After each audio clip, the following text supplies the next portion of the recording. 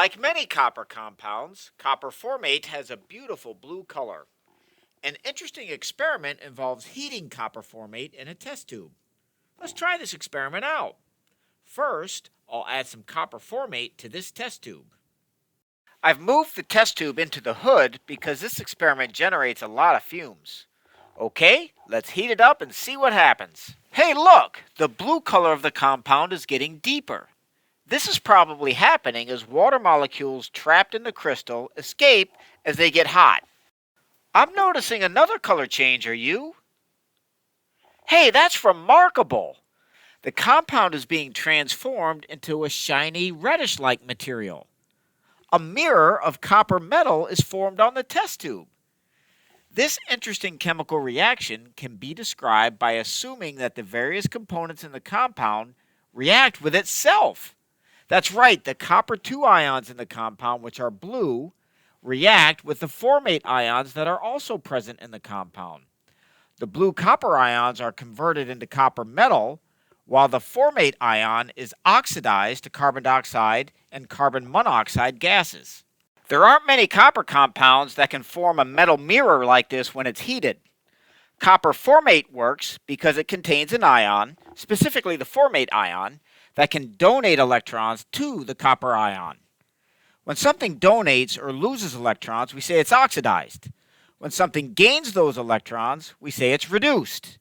In this reaction, the formate ion loses electrons and is oxidized, and those lost electrons go into the copper ion, which is reduced.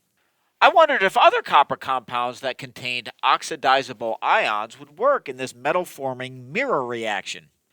Copper acetate immediately came to mind. Like the formate ion, the acetate ion is the anion of an organic acid, so it should be easily oxidized. Fortunately, copper acetate is a common chemical and I had some in my stockroom. Here's what happened when I heated the copper acetate.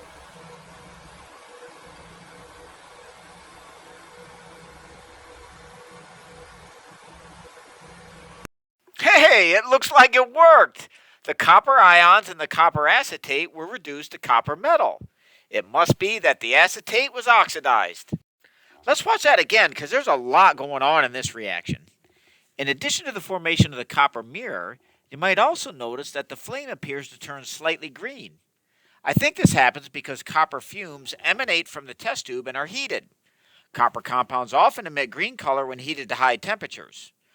Also, notice the brown-colored smoke that exits the top of the test tube.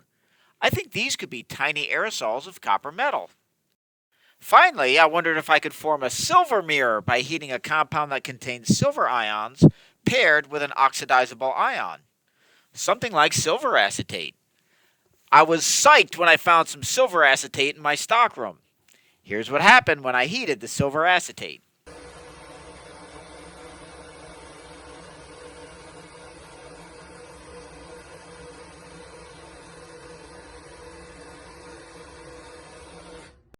Oh, would you look at that?